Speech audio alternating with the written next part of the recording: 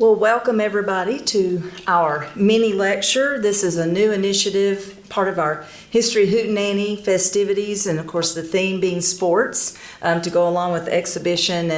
And hopefully everybody has a program. If you don't, you can get one at the table. There's a lot going on, and in celebration of and in commemoration of all the incredible sports history we have here in Knoxville and in East Tennessee. And I am honored today to give the introduction to someone that is a major part of that sports history, and we appreciate you being here so much. Joan Cronan is a University of Tennessee and women's athletics legend.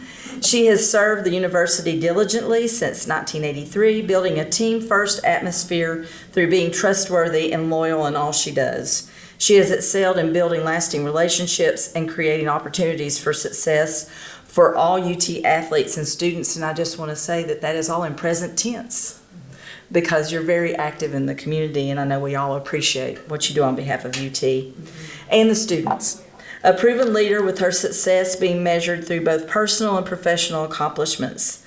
The late, great Pat Summitt said, "Joan's vision, passion, and tireless efforts to grow women's athletics and to promote women's opportunities have made a huge difference across the nation for women in sports." Joan was a driving force, elevating the prominence and brands of Tennessee Lady Vols athletics through strategy, excellence, and priceless relationships. A graduate of Louisiana State University with an honorary doctorate from the United States Sports Academy, Joan began her career as an assistant basketball coach and math teacher at Opelousas High School in 1965. In 1968, she got her first appointment with the University of Tennessee as basketball coach and professor. After a 10-year career as athletic director at the College of Charleston, Joan came home to Rocky Top for good. She has served as women's athletic director, vice chancellor, advisor to the chancellor, and consultant, and currently as athletic director emeritus.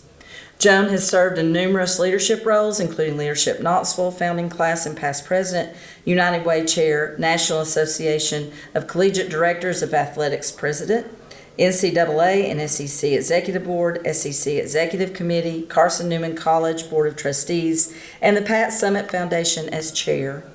Joan's list of accomplishments is impressive and includes inaugural recipient of the NCAA Pat Summitt Award, YWCA Lifetime Achievement Award, Women's Basketball Hall of Fame, and most recently the Michael L. Sleeve Distinguished Service Award as the first woman to receive the award individually. She has been inducted as a member to 9 different halls of fame for her many accomplishments, and Joan has 2 daughters, Stacy Bristow, Christy Benner, and 5 grandchildren, Chase, Reed, Larkin, Quinn, and Reese. And I wanted to get that all on record because that is important, because that is part of what we're about today, and that's establishing the stories. And so thank you for the honor of being able to establish your story, and please come and share Thank you. us. Appreciate that. That was great. That made me sound good. I am so thrilled to be here, and I've thought about what am I going to talk about, because it's a really broad topic. And since we're about storytelling, I'm going to tell a few stories and then stop and let you ask me some questions if you need some of the facts along the way. I just had the privilege of reading to about 50 young people. And when I say young people, I'm talking from age of 6 months to 9 years old over in our children's history thing. And I read a book called Peggy and Pigtails. And I told the group, I said, I'm not sure they understood. I said, what's so much fun about reading this book? It's my story.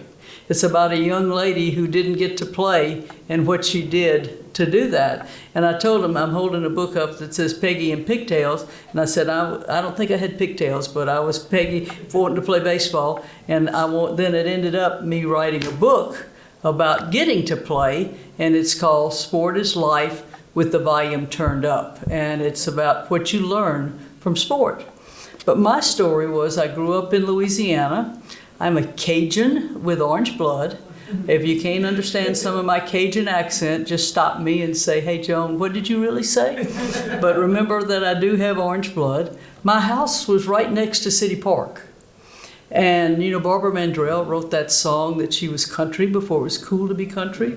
Well, I was the woman who loved sports before it was cool for women to love sports. So when I'd get up in the morning and head to the park and play until the sun went down and go home and go back the next morning.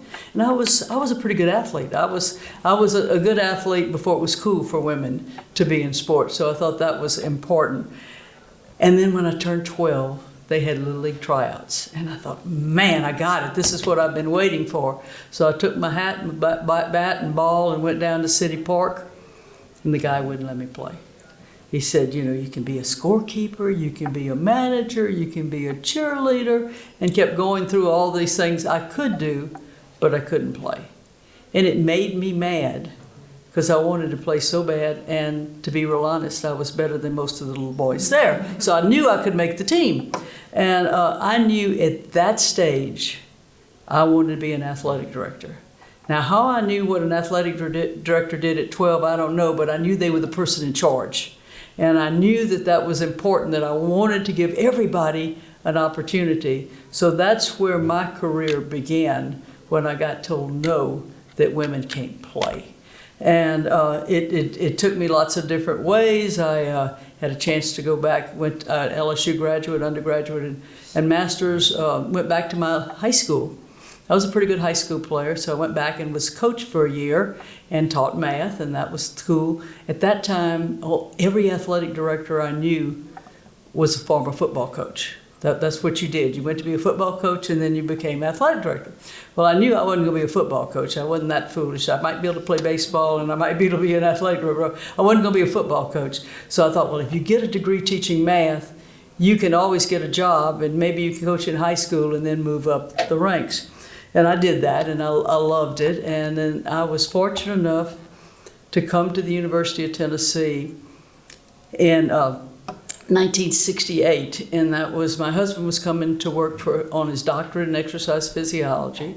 I wrote a little letter to the University of Tennessee, and I said, I would like to teach and coach basketball. Well, darn it, they didn't answer me. My resume wasn't very big. I think I was 23 years old. And they hired me. So that tells you how important it was. It wasn't very important, but I had that job, and I was going to make a difference. So we stayed here for 4 years, and he got his doctorate, and I coached and taught.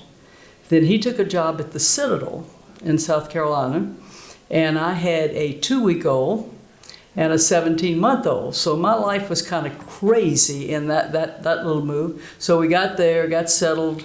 We lived on campus at the Citadel. It was really cool. And all of a sudden, I hate to say it, but I was bored. I wanted to pursue what I wanted to pursue as far as women's athletics. I knew it was most important for me to be a good wife and a good mother, but I wouldn't have been a good wife and a good mother if I didn't have this other. So I went down and made a cold call to the College of Charleston, to the president. I didn't want to start anywhere else. I went to see the president, and I said, you need to have women's athletics. Well, this was 1972, and that was an important year in women's athletics because that's when Title IX was passed. So he looked at me and said, yeah, I guess we do. And so after 45 minutes of meeting with him, never seen him before, anything that, I walked out of his office, and I was volleyball coach, I was basketball coach, I was tennis coach, and I was AD. Can you imagine going home with 2 children under the age of 2 and saying, hey, honey, I got a job? 4 jobs, you were exactly right. I got 4 jobs. So fortunately we had a great marriage, and he was so supportive.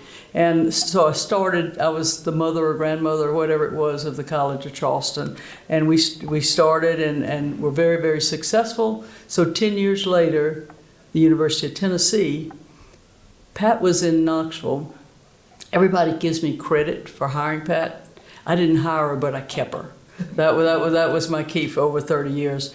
But she was down there recruiting Katrina McLean, who was a basketball player in Charleston. We were recruiting her for the College of Charleston. Pat was recruiting her for Tennessee. Guess what? Neither one of us got her. She went to Georgia. But we lost that. But Pat caught me in that process. We were riding down Broad Street, going to lunch, and we had known each other from being competitive in Olympic committees and all of that stuff. And she said, Joan, the AD's job's coming up at the University of Tennessee. Would you apply? And I went, boing, and I said, yeah, let me think about it. Now, you got to put this in perspective. I've got 2 kids. They're being very successful in Charleston. My husband's just been named Professor of the Year and a sabbatical, and he's great. We've been named the #1 program in the country at the College of Charleston. And, Charleston's not a bad place to live. We all know that. So I'm thinking, Joan, why?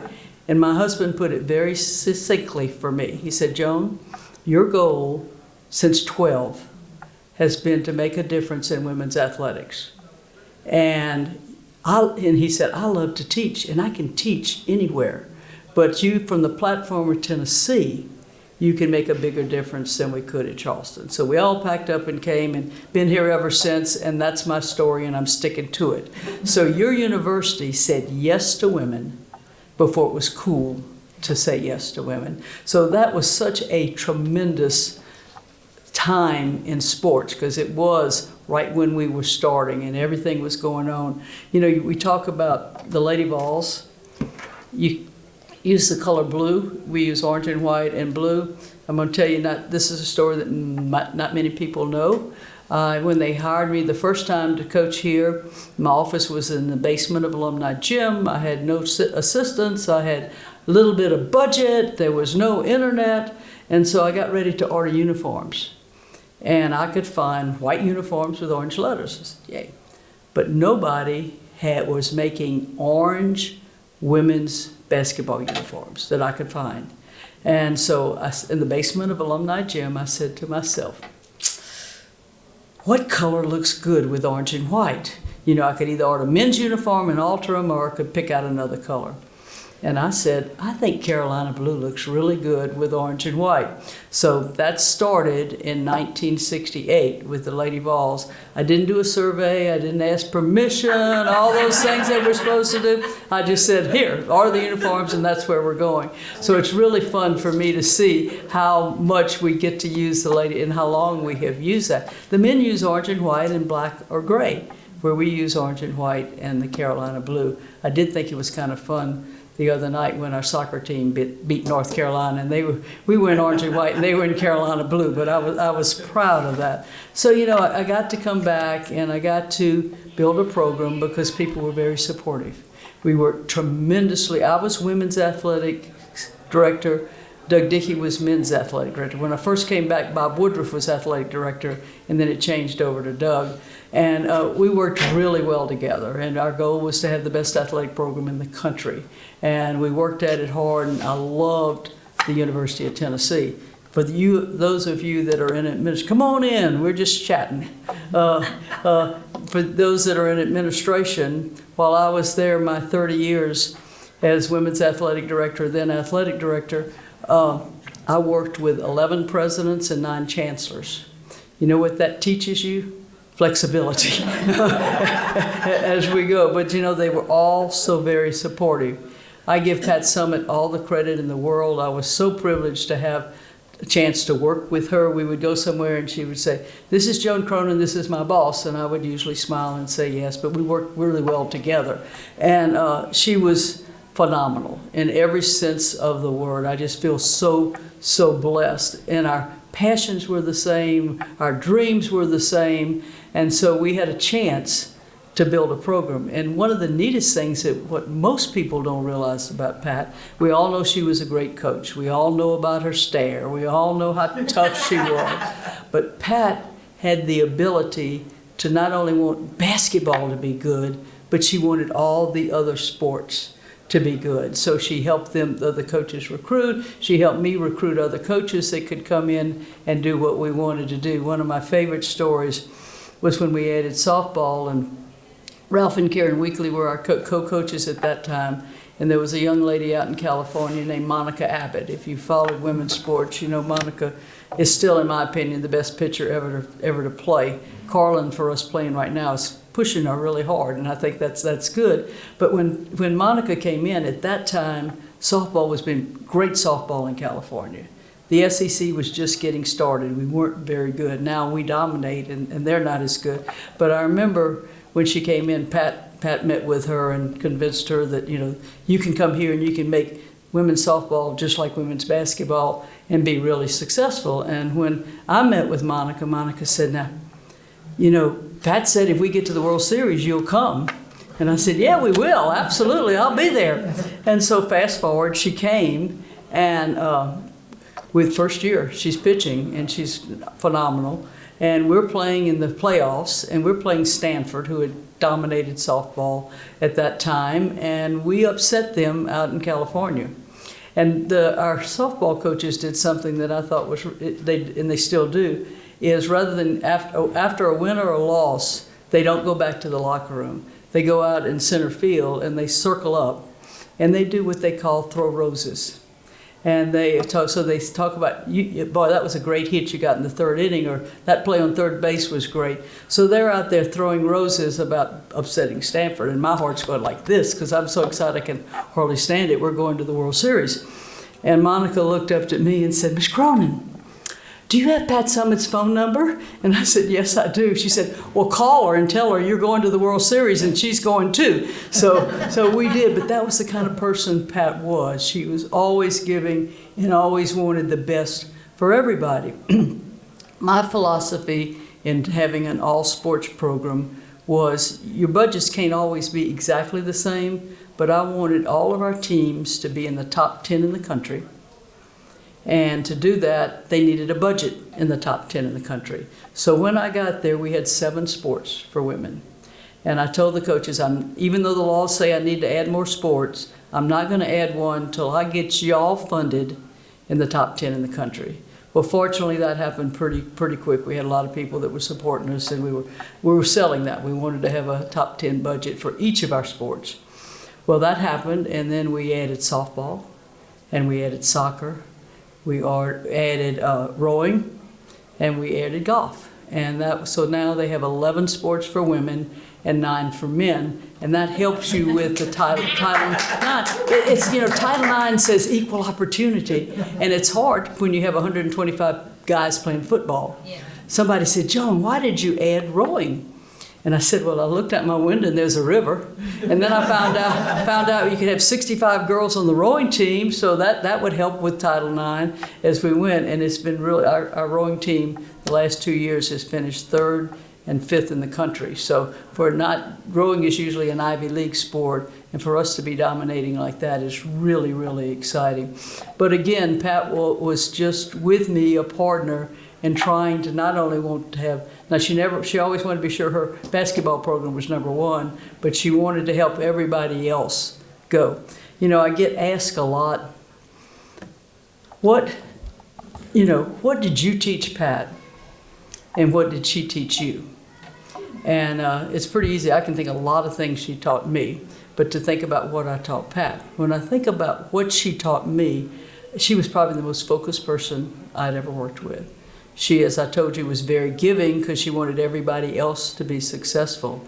And she also could multitask better, whatever the song is, where the baby's on your hip and you're stirring the pot. Well, I'd go out to her house and she would be getting Tyler with his homework, she'd be doing cooking, and she'd be on the phone with the recruit. So she could do all of that at the same time. My favorite kind of gotcha story on Pat, one day she was not, as technology was, she had trouble making those adjustments except for the phone. She knew she liked that phone and she could call recruits all day and all night. But one day I'm walking down the hall and Pat's got a phone and she's talking. And she's looking at Katie, the secretary, and she says, Katie, I can't find my phone. Katie, where's my phone? And Katie and I just died laughing. It's just 2 years. So I think she taught us a lot of things. I hope what I taught her, and my goal was to help her enjoy the journey, because she was so driven. Sometimes, I mean, we built this First Tennessee Bank building down here. It had been up for about 5 years, and we're driving down Gay Street, and she said, oh, look, Joan, there's a new bank building. I said, Pat, it's been there 5 years. You got to pay attention to what's going on. But her world resolved around the basketball court, and that's what she worked on. So I had to help her kind of get off and enjoy the journey. And so those were some of the things. Now, you know, we all have faults. There's nobody's perfect. You know, we got Pat on a pedestal, and she deserves to be there. But I'm gonna tell you one side story, just where you can say, I know something about Pat Summitt that you might not know. Pat and I both had the same fault, that we left late, but we wanted to arrive early. And the only way you could do that was speed. I'm sorry. So that does happen, and it still happens with me. But we'd get ready to go to Nashville, because every meeting seemed like you had to go drive to Nashville to be there. And she always wanted to drive because she thought she could drive faster than me. She couldn't, but that was okay. And she would always put her purse in the trunk before we left. Well, if we happened to get stopped along the way, because she was trying to get there on time because we had left late, you've never heard anybody more polite. Yes, sir, no, yes, ma'am, no, ma'am. The whole thing, just very, very polite. And then she would say, my purse is in the trunk, would you mind if I get my purse? And of course the policeman would say yes. So she'd go back to get her purse. Well, not only was her purse in that trunk, but there was always autographed basketballs.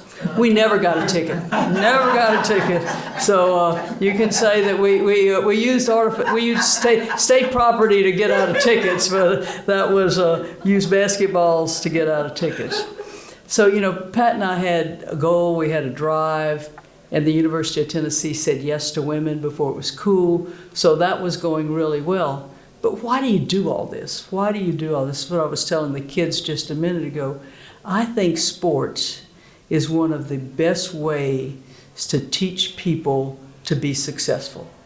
What you learn about teamwork, you learn about adjusting, you learn about how to listen to a coach and how to work hard and all of those kind of things. So that's what we were teaching. It wasn't just about winning or losing. Now, we like to win a lot more than we like to lose, but I think that when you think about sport, and that was why I was so determined that women should get those opportunities. Because if I went back and asked my high school buddies, and I'm going to a reunion in about 3 weeks, and I'm going to ask all those guys, what made you successful? They're going to tell you, well, I played football, I did this. And women my age or older did not have that opportunity. You know, somebody says, I'm in the LSU Hall of Fame. Well, that's great. They say, Joan, what sport did you do? I said, they didn't have women's sports at that time. I was ping pong and intramural, ping pong and tennis intramural champion. So that was my sports because they didn't have anything. So it's so much fun. So it's more than just the game. It's about helping people be successful. And we'll tell you 3 quick stories about 3 of our athletes and why I think they're successful, and then stop and let y'all ask me some questions as we go. One of my favorite all-time athletes is Tamika Catchings. Tamika was an All-American. She's been a many-time Olympian. One of the most interesting things about Tamika, she is now an excellent broadcaster. When Tamika came in, her parents were separated. She was from Chicago and Texas, both of them great people and great home life. And we noticed that she wasn't hearing as well as she should, but she was hiding it. She didn't want anybody to know that she was having a problem. So finally, when we both recognized that, Pat talked to her, and we got her involved in the speech and hearing program at UT. They helped her with some hearing devices. She thought that would hurt her basketball. It didn't. It helped her because she knew more. And so she took that, and now to watch a young lady that was having so much trouble hearing to be doing what she's doing now is absolutely, every time I watch her on TV, I just beam with pride. She also has, she's living in Indianapolis. She's very involved with the WNBA, and she's very involved with the city of Indianapolis. She has a tea shop. She has a tea where it's a Christian tea shop where you can come in and share stories and that kind of thing. And she also has a foundation where she gives back and they get involved. So Tamika has been very successful, total picture. Candace Parker. I don't know if we've ever had a player. I think she's probably the best WNBA player, the best college player, just everything about her. But she has gone not only being successful on the court, I think she's one of the best announcers in television, And I told her the other day, you can be more than just a sports announcer. I can see her in the role of a Robin Roberts or somewhere in a national situation like that, just because she's so good, so good. She just came out with a book. If you haven't read it, it's excellent. And she called me one day and she said, Adidas has asked me to be their ambassador. And I said, that would be really good. And she said, but I just don't want to be a face. I want to do something. So she said, is it okay? I asked him about being on the board. I said, that's really good. That's really good. And you might notice this week we signed a huge contract, the athletic department, with Adidas. And Candace will be really involved. Went from $5 million to $20 million. That's a lot of money and a lot of equipment and those kind of things. So Candace is just one of the all-time favorites and she loves to give back. She loves to be here. Just talked yesterday to Michelle Marciniak. If y'all remember, she was Spinderella and she really great basketball player. When she finished, she played in the pros a little bit, and then she went to coach at South Carolina. She was assistant coach.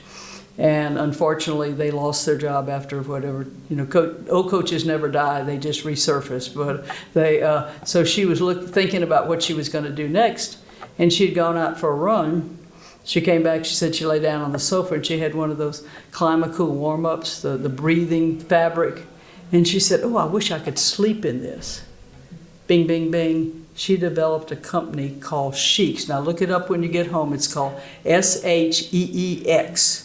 And what it is sheets made out of that Climacool. Listen, I have them on every bed. And you know what's cool about them? One of my goals in life at this stage is I never want to have to change beds again, and I'll never want to have to clean the bathroom. But the sheets have helped me about changing the beds, because when my guy comes to help, every other week to change, he can wash every sheet in my room, and within his time he's there, and they dry so quickly, I don't even have to have 2 pairs of sheets for each thing. But one Thanksgiving we were sitting around, and the grandkids were at the table, and I said, guys, it's going to be Christmas pretty soon. What do you want for Christmas? They said, Grandy, we want sheets just like you have on your bed. So I spent this last week with my 2 youngest granddaughters, and they're going off back to college this week. And yesterday, I did help her put the Sheiks on her bed as she goes to college, and the others are ready to go to Sanford when my younger one takes off. So there are 3 of our athletes have taken different roles. Now Michelle has come back around in the world of athletics today. They are hiring, the role is called general manager, and it's not an assistant coach, it's not a operations person, it's the person that's overall the total inside details on, like, with all the NIL deals, all the contracts, everything we're doing that affects the athlete, the general manager is doing. And Michelle said, I just had a calling that I wanted to get back in the sport. I didn't want to coach, and so she just took the job out at the University of Arizona. She's now no longer CEO of Chic. She's head of the board, so she doesn't have to have day-to-day. So that's 3 athletes, and I could go on and on and on. My daughters say, we never know when you say your girls, you're talking about us, or you're talking about all those female players out there. And I said, it's probably a little bit of both. And my 2 daughters always say, they always say that I'm the best delegator that they know. And I say, I hope I'm the best connector. And one of my favorite quotes is, we all hear, it's not what you know, it's who you know. That's not right. You got to go further. It's not what you know, it's not who you know, it's who knows you. So you got to take the time to get to know people. So the University of Tennessee is going strong. We're in the best shape we've ever been in athletics and the university. I'm so glad to be athletic director emeritus, because I don't have to deal with the portal and I don't have to deal with NIL, but I can say, yeah, you're doing great. But to take Randy Boyd as our president, to take Donnie Plowman as our chancellor, and Danny White as our athletic director, there's not, and I know all the athletic directors in the country, I think, and I know most of the presidents and the chancellors. I wouldn't trade any of those three for anybody in the country. So we are so blessed. I called Randy the Energizer Bundy. I don't know how I can read in the paper he's ran a marathon in London, and the next day I'm in a meeting sitting with him here. So he just done a great job. Dondi and Warren, I bet you can say this, Dondi's the best communicator. She's the best communicator I've ever worked with.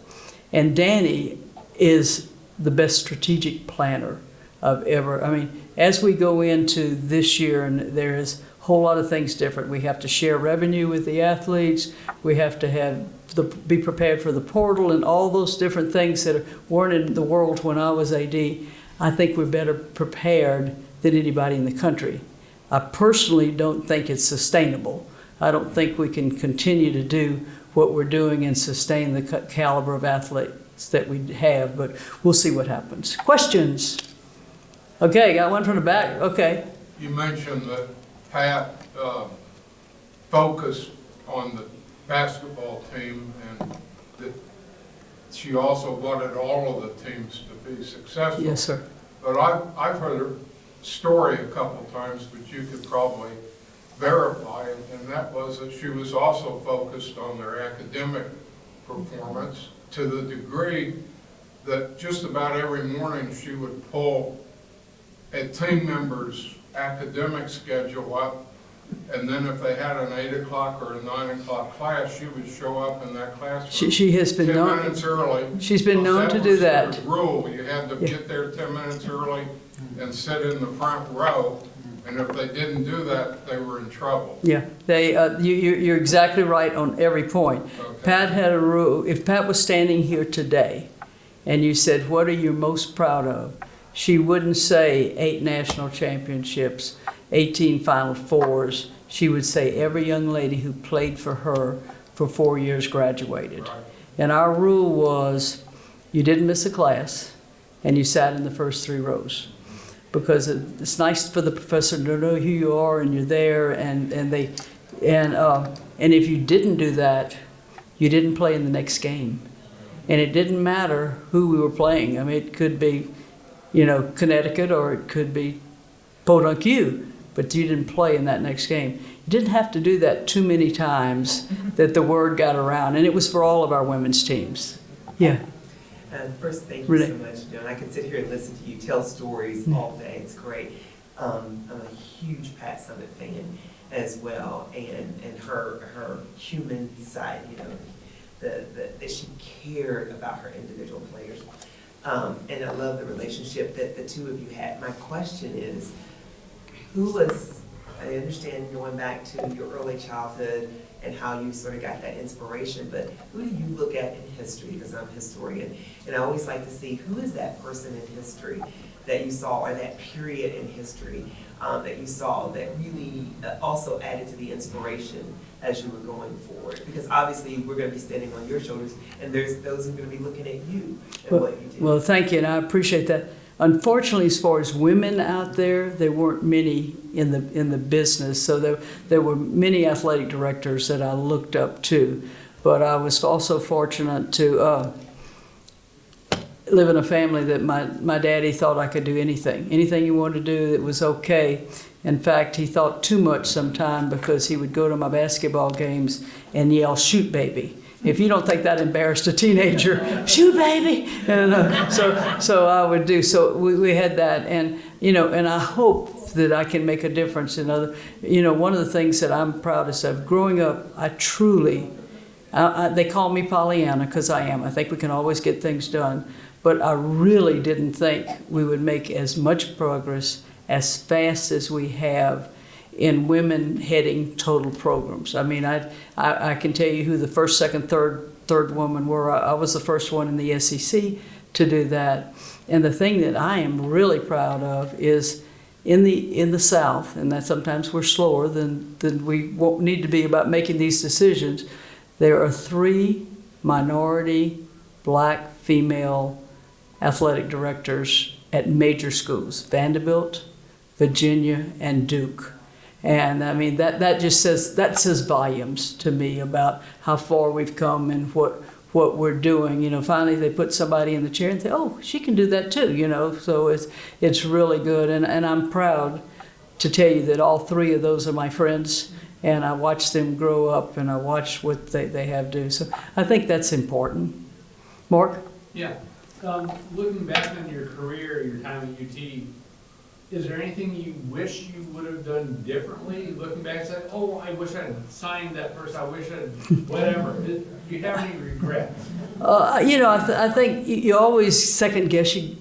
Coaches are remembered on who they hire, who they fire, who wins the most, how much money you raise, and what facilities you do. The one thing I regret that I didn't get done was adding gymnastics, because it's such a good sport for women, and it's so. But it was money and facilities. It was never the right time, because you have to have such a great facility for them, and we were going forward. So I guess that would be one of the major. And then, you know, we all make some mistakes in hiring, and you try not to. But I think it's real important, if you make a mistake as you make a transition, that they understand why. And I think over 40 years of being in the business, I've hired and fired a lot of people, and there's probably only 2 or 3 that I think if you talk to them, they would tell you some bad words about me. I think all of them I've been able to help and help as we made that transition. It's a great question. Yes?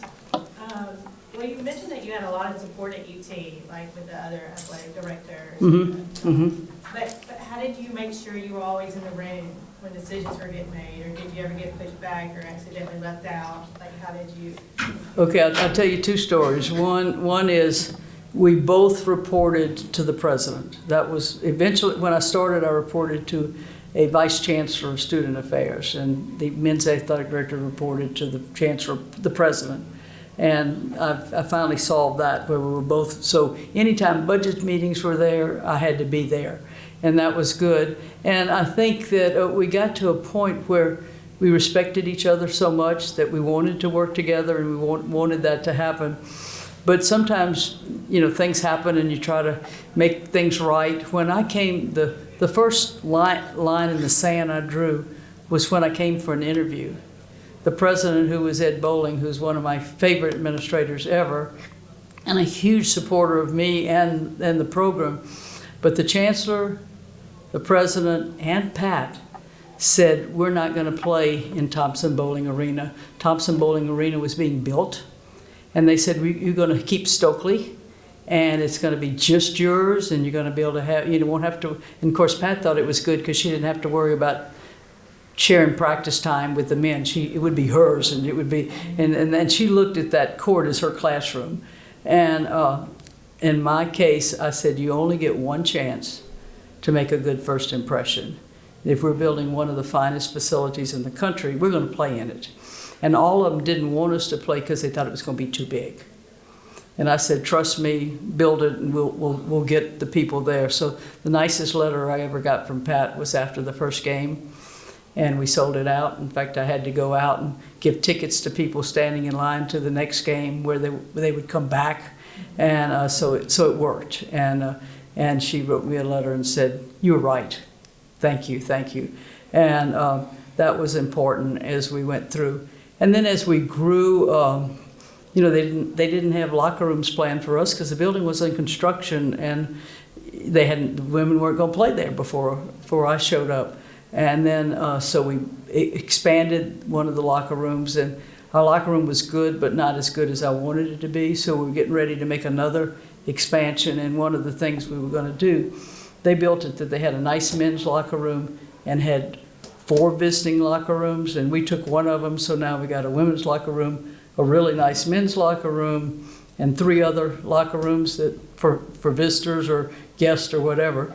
So the most common sense to me was we take one of those, we make the women's locker room as nice as the men's locker room, and we still have 2 visiting locker rooms. Perfect sense to me.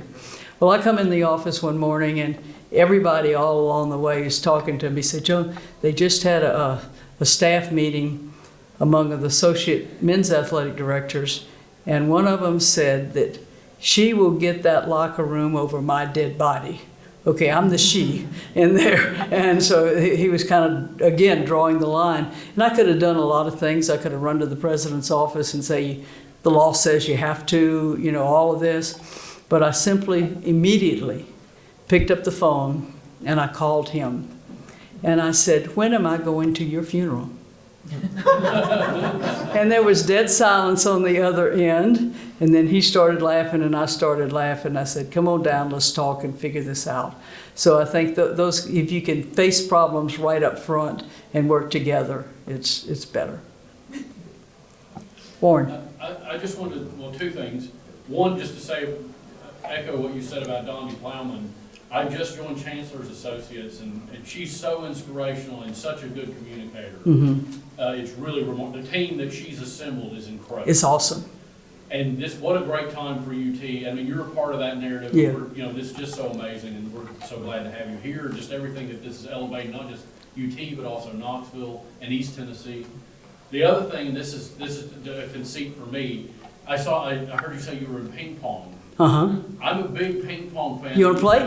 I would love to. Okay. I used to warm up. This is true. When I was at Nottingham in the UK, I played some of their Olympic ping pong players, and I would help them warm up. Now I'm nowhere near as good as them, and I'm way out of practice. I'd love to play. Okay, we'll have a contest. We'll put that one down. That would be great. And I completely agree with you about Dondi and Randy and Danny. It's just, you know, to show you how I feel. If you've been following athletics, NIL is really started off as name, image, and likeness, which is good. And if they can be paid for doing an advertisement or supporting something, I'm fine with that, because you got to have a contract. It's got to be what you're worth, and you know they just can't pay you $1 million for doing nothing.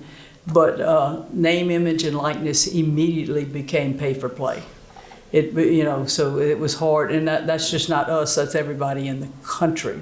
So that really bothers me. And then the portal is where the kids can put their name in a transfer portal and transfer. I mean, there are players that transfer every year. They go to 4 different schools. How are you going to graduate when you do that? How are you going to make normal progress? How are you going to bond with your teammates if everybody's looking over their shoulder and say, well, he's getting $200,000 and she's getting $100,000. How is that going to work? So it's really scary. I would love the portal. You could transfer one time if you made a mistake, but not every year. I watched a men's basketball playoff game last year. The 2 teams that were playing, every player on the starting team for both teams had transferred. That's just, and who gets hurt is the high school kid. If I'm a coach and I'm hired to win, who am I going to get? A guy out of the portal or a girl out of the portal who's played for 2 years and is showed themselves, or a high school senior who's just coming out that's still wet behind the ears? So the high school kids are getting left out. And then so they're going to smaller schools, and then if they do well, heck, we're going to go buy them, and they're going to come play for us, and that hurts the smaller schools. So it's not a system that I think is sustainable financially or realistic. So I hope we'll come up with some guidelines and some rules, and I have faith in it. We got to this point because all of a sudden television money was really big. We started paying coaches a lot of money, and the players said, why not me? And that's how, and I'm not anti the players at all, but you know, I've always thought as college athletics is amateur athletics, and you get a college education, you get great coaching, and then you go play pro and make the money if you're good. But that's not the way it's happening now, and it's scary. One quick story, and then I'm going to close up here for you. But I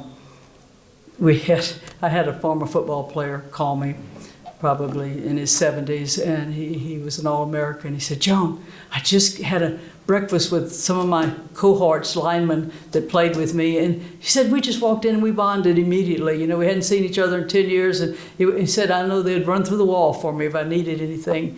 And he said, we got to thinking, the kids today are not having that bonding experience because they're moving around and they never know who's getting what and all the things that go along in the locker room. And I said, yeah, but we need to work on that. And I was trying to encourage him. Well, I hung up, and a little while later, my financial guy that handles my finances called me, and we were talking, and I said, well, I just had a former football player, and I told him the story. And he started laughing. He said, nope, They're not worried about bonding, they're just worried about their stocks and bonds. So it's changed that atmosphere a lot.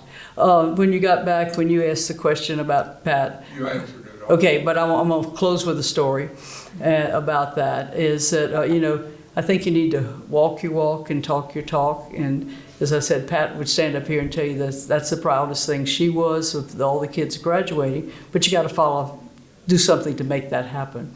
She walked in my office one day and said, Joan, there's a kid from Kentucky, and she's really good, but she comes from a very, very poor family, and she comes from a poor education background, and I don't know if she can succeed.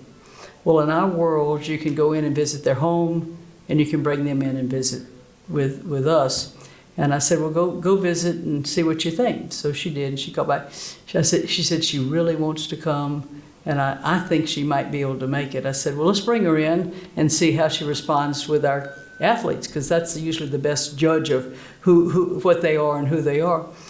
Well, I'll never forget that Saturday. It was a Saturday when 107,000 of you were at the football on campus and dressed in orange. And I go to my office to meet with this young lady. Standing outside my office was a tall, attractive, blonde young lady dressed in one of the most expensive looking suits that I'd ever seen.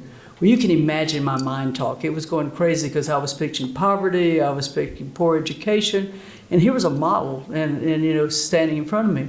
So finally I said, you know, that's one of the prettiest suits I've ever seen. And she looked at me and she smiled and she said, Joan, when Pat came in to visit, my mother drew a picture of the suit that she had on, and my mother made this suit for me to come visit y'all. Well, I'm soft-hearted. That kid was signed, you know. We got her. And so fast forward, her freshman year, she did pretty well. She was never the star, but she was a blue-collar worker, and she did really well academically. Middle of her sophomore year, she began to struggle academically, and it wasn't that she wasn't trying. It was like she was on that treadmill and she couldn't catch up. So I called a summit meeting. I called Pat and this young lady and our academic advisor, and we sat down to see how we could help her because we wanted her to succeed. Well, what we decided to do for the next 3 weeks, she would be off the road and out of practice, but to show we weren't punishing her, we still let her start at the home game. So we're giving her time to catch up.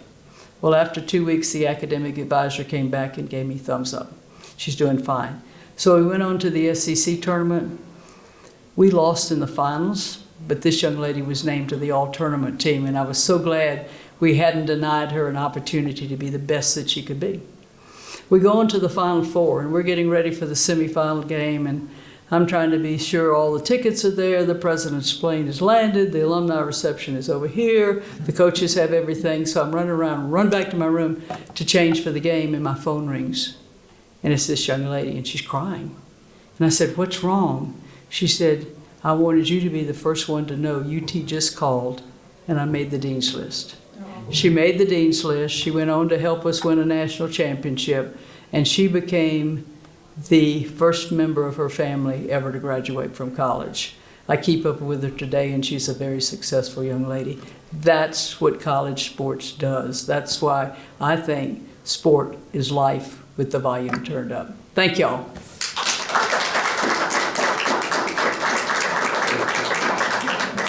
And thank you for today. This has been fun.